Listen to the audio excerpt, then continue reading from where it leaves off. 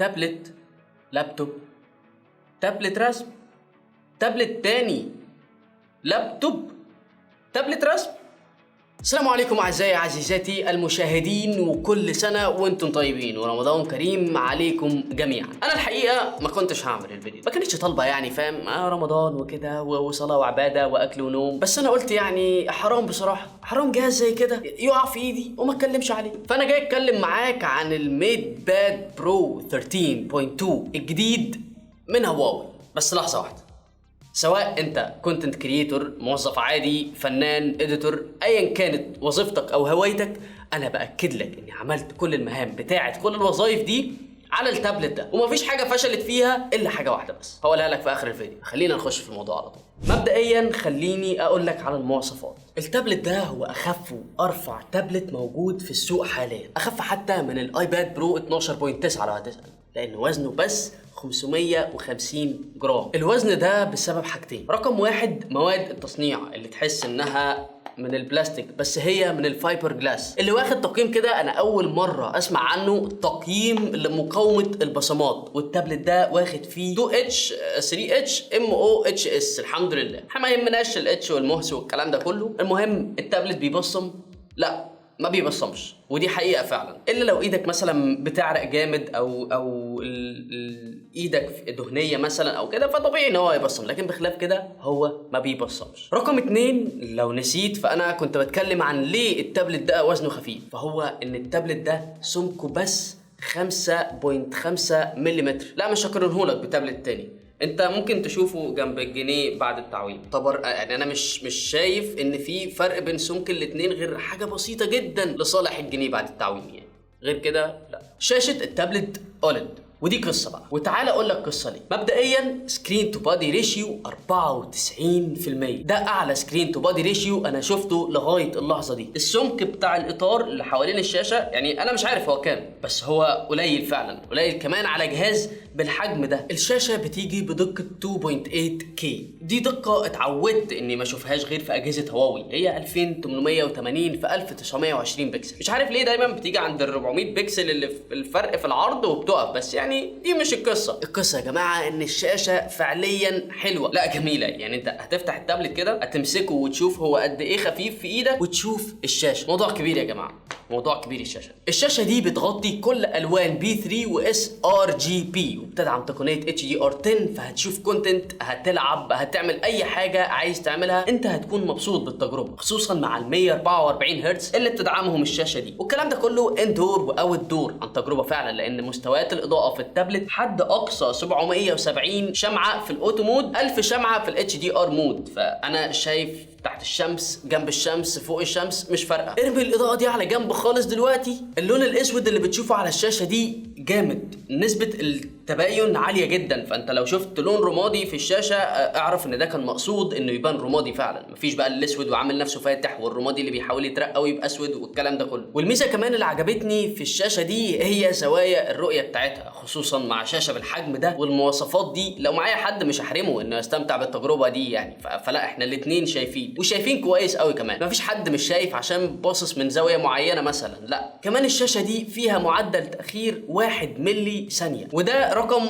قليل جدا على شاشه بالحجم ده يا جماعه. يعني عشان نكون واضحين، مش صعب تقدم كل الكلام ده في موبايل صغير، فابلت، حتى لو موبايل فولد، لكن كل الكلام ده في شاشه 13 بوصه، ده جامد بصراحه، جامد جدا. وده اللي عجبني فعليا في التابلت ده وخلاني اصلا اقرر اعمل الفيديو. انت اقرب حد ليك في حته معدل التاخير دي تحديدا من ناحيه الحجم مثلا هو الايباد برو 12.9 ب 37 ملي ثانيه. متخيل الفرق؟ انت بتتكلم في فرق 36 ملي ثانيه في معدل تاخير، غير ان الشاشه ده اكبر. فده كده بالنسبه للشاشه، احلى شاشه تابلت موجوده حاليا بالارقام، المواصفات والاداء. الشاشه دي هتعمل بيها ايه بقى؟ مبدئيا التابلت بيجي بمعالج كيرن 9000S، معالج بدقه 7 نانومتر، وبيدي سرعات عاليه جدا في الداونلود والابلود. ولو ما تعرفش، فالمعالج ده كان عمل جدل كبير جدا من كام شهر اول ما اتعمل، لان سرعات الداونلود والابلود بتاعته تحديدا قريبه لسرعات ال 5G، اللي هي ايه؟ التقنيه اللي محظوره على الشركات الصينيه ومن بينهم هواوي ان هم يستخدموها. بس ده مش موضوعنا دلوقتي، موضوعنا ان المعالج ده بيدي اداء عالي جدا في الداونلود وفي الابلود، مش هيكون بقدرات المعالجات الاحدث اللي موجوده حاليا بدقه 5 او 3 نانومتر، بس هو اداؤه بشكل عام مقبول جدا جدا. ما قابلتنيش اي تهنيجه مثلا او ابلكيشن فريزد حتى وانا بمالتي تاسك. طبعا السوفت وير هنا هو هارموني او اس 4 مبني على نواه اندرويد 12 لمن لا يعلم يعني، والنظام بصراحه سلس جدا جدا، خصوصا انهم ضايفين شويه مميزات كده عشان تمشي مع شاشه التابلت الكبيره والاستخدامات اللي ممكن تستخدمها فيها، زي السبليت سكرين. بس هنا مش زي بتاعه موبايلك، هنا انت بتقسم اكتر من ابلكيشن في نفس الوقت وتتفاعل معاهم كلهم في نفس الوقت،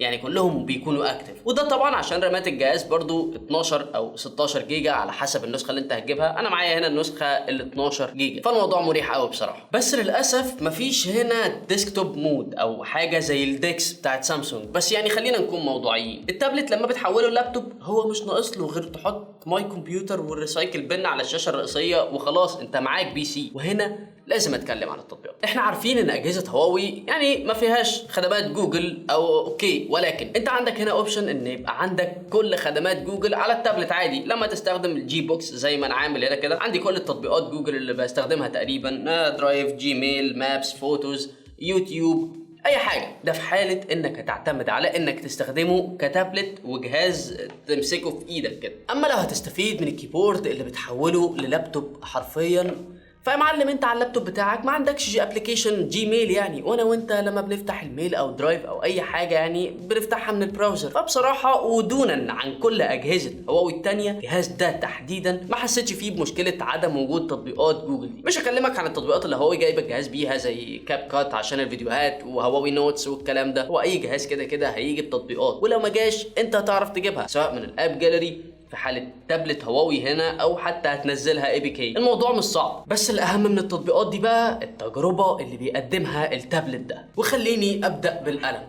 الام بنسل، الجيل الثالث من الام بنسل، واللي بتقدر تشتريه بشكل منفصل مع التابلت او تجيب الباكج كلها زي ما تحب يعني. بقى فيه دلوقتي 10000 مستوى من الضغط. علشان تعرف الرقم ده ضخم قد ايه، فخليني اقول لك ان الجيل الثاني اللي هو بس الجيل اللي فات من القلم كان عنده 4096 مستوى من الضغط. فانت هنا ناطط اكتر من الضعف. بس مش دي الميزه الوحيده للقلم ده، لان في ميزه مهمه جدا اسمها نير لينك.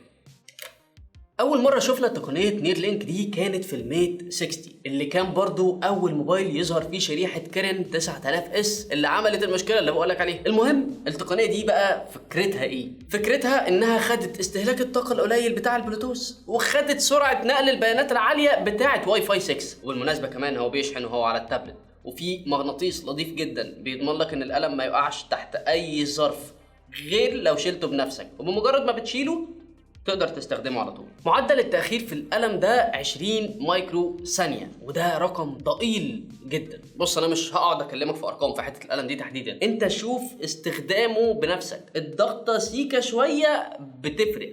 المكان اللي بحط فيه القلم هو المكان اللي بيبقى فيه خط. واحلى حاجة في النقطة بتاعت القلم دي كمان ان القلم اشتغل، ايدك ملهاش دعوة. يعني انا لو عملت كده مثلا وليكن بطن ايدي او كف ايدي او ايا كان الحته دي اسمها ايه انا مش عارف اسمها، ملهاش دعوه باي حاجه. انت عادي ممكن تستخدم القلم وتستخدم ايدك في نفس الوقت، بس انت مجرد ما بتستخدم القلم وبترسم بايدك خلاص الحته دي ملهاش وجود، مفيش جوستنج، مفيش اي لمسات غلط. وفي اوبشن جامد بصراحه عجبني في القلم، او خلينا اقول السوفت وير تحديدا. بص تسحب كده من فوق مثلا دوستين بالقلم على اي مكان في الشاشه سكرين شوت. القلم نفسه فيه زرار خفي انت مش شايفه، والزرار ده بيكون ليه اكتر من فانكشن تقدر تلعب فيهم براحتك. بيجي مع القلم كمان 2 تيب او قطعتين غيار، واحده شفافه زي ما انت شايف كده، وواحده بيضة اللي هي دي. الشفافة دي بتكون أرفع ومناسبة أكتر في الرسم علشان أنت اللي بتتحكم في سماكة الخط. أما البيضة فهي أدخن شوية وأنعم، فمناسبة أكتر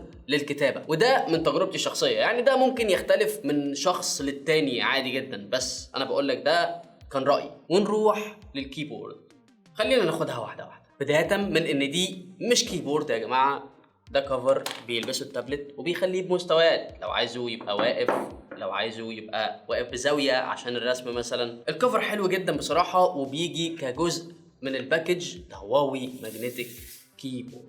نسيب الكفر ونروح للكيبورد نفسها. الكيبورد نفسها فيها تاتش باد، فان الكيبورد يكون فيها تاتش باد هو كده الشركه بتقول لك يا عم هات الفلوس اللي معاك واضحك عليا وقول لي هشتري تابلت، بس انت بينك وبين نفسك هتستخدمه كلابتوب. الموضوع جامد يا جماعه. الكيبورد نفسها جميله، يعني المسافات بين الزراير مظبوطه، تقريبا 1.5 مللي ما بين كل زرار والتاني، دي مسافه مريحه للكتابه. الزراير نفسها وملمسها والدوسه كده هي مش كيبورد اي كلام، لا الزرار كليكي كده والدوسه هي دوسه فعلا. انا بقول الكلام ده لان انا راجل كونتنت كريتور بطبيعه الحال، وقابلتني كيبوردات كتير، ودي كانت اكتر حاجه بتضايقني في الكيبورد، اللي هو بتشككني اني ما دوستش فاضطر ادوس تاني وفي الاخر الاقي الكلمه طالعه زي ما هي مكتوبه قدامك كده. المهم بالنسبه للكيبورد هنا هي انها بتكونكت بلوتوث زي ما انت شايف كده، وليكن مثلا لو فتحنا ده، انا كنت عامله بس مينيمايز، زي ما انت شايف هي شغاله بلوتوث عادي جدا، وفي نفس الوقت هي ماجنتيك زي القلم، فانت مجرد ما بتوصل انت بتكونكت. غريبه ان الوقت ده كله عدى وانا ما اتكلمتش عن الكاميرا. هروح اخد صورتين دلوقتي واجي اكلمك عن الكاميرا. دول صورتين خدتهم دلوقتي بالكاميرا، ودي الحاجه اللي قلت لك في الاول انها الاستخدام الوحيد اللي ما تنتظروش من التابلت ده. الميد باد برو 13.2 بيجي بكاميرا اماميه 16 ميجا بكسل بفتحه عدسه f2.2. نتائجها مقبوله، مش مقبوله على السعر ده لو انت الهدف بتاعك ان يبقى معاك موبايل كاميرته حلوه. فلو بتدور على كاميرا ومعاك البادجت اللي هي من 900 ل 1100 يورو فده اخر خيار ممكن تجيبه، بس مقبوله كشغل كميتنج كسيلفي شغل تبعته لمديرك تثبت له انك قاعد اهو ومش نايم، بتنفع في الحاجات دي. نفس الكلام يعتبر بالنسبه للكاميرتين اللي ورا، واحده 12 ميجا بكسل فتحه عدسه 1.8 وواحده الترا 8 ميجا بكسل وفتحه عدسه 2.2. مش هقدر اعيب في جوده الكاميرات لان اصلا الشركه صريحه للامانه، هي ما جاتش قالت ده كاميرا تابلت ولا قالت ده كاميرته 50 ولا 108 ميجا مثلا، هي قالت لك تابلت شغل وترفيه وفي كاميرات ما يضرش. والله حبيت تستخدمها استخدمها، ما حبيتش اي موجوده عشان اي ظرف، بس مش كاميرات مثلا البي 60 او سلسله البي عموما من هواوي، لا خالص. فانت هنا لو كونتنت كريتور تمنتج تكتب سكريبت بس ما تصورش، وفي وقت ما انت بتعمل كل الحاجات دي لازم اتكلم عن البطاريه. بطاريه تابلت هواوي اللي معايا هي بطاريه بسعه، خليني اشرح لك الموضوع، هي 5050 ملي امبير، بطاريه حلوه سعه كويسه على شاشه بالحجم، بس في حوار كده معمول جوه البطاريه ولعب في الخلايا واللازم منه ما يهمكش، مخلي البطاريه دي ساعتها تبقى 10100 ملي امبير، فده رقم كبير. بس سيبك من الارقام خلينا في الفعل. الفعلي ان التابلت ده بيقعد معاك 8 ساعات شغل متواصل على اعلى اعدادات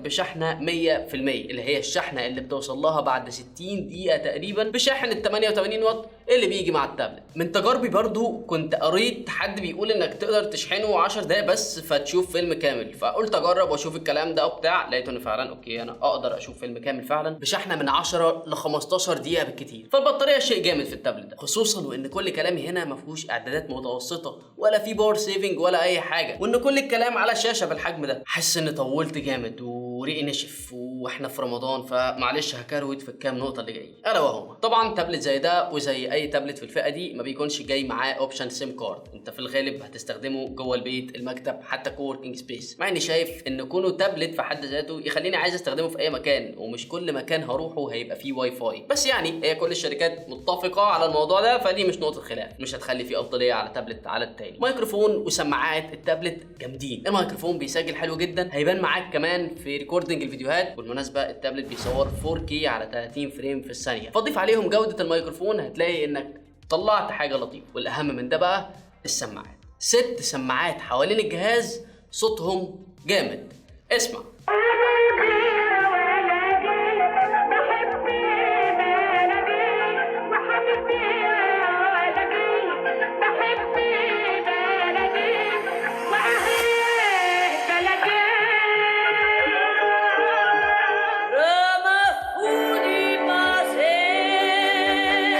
بس كده انا خلصت. بكام التابلت ده يا ابو المساطيل؟ التابلت ده بيبدا من 999 يورو وانت طالع، والقلم اللي بيجي معاه زي ما قلت لك ممكن تشتريه بشكل منفصل هو والكيبورد. القلم ب 99 يورو والماجنتيك كيبورد ب 199 يورو، يعني الشركه بركب 1200 1300 او ما يعادلهم، مش عارف هيعادلهم بكام تحديدا في مصر الامارات واللازم منه، بس انت لو حبيت تجيبه هتعرف، ما حبيتش فاديك شفت تجربه انا كنت مبسوط بيها الحقيقه.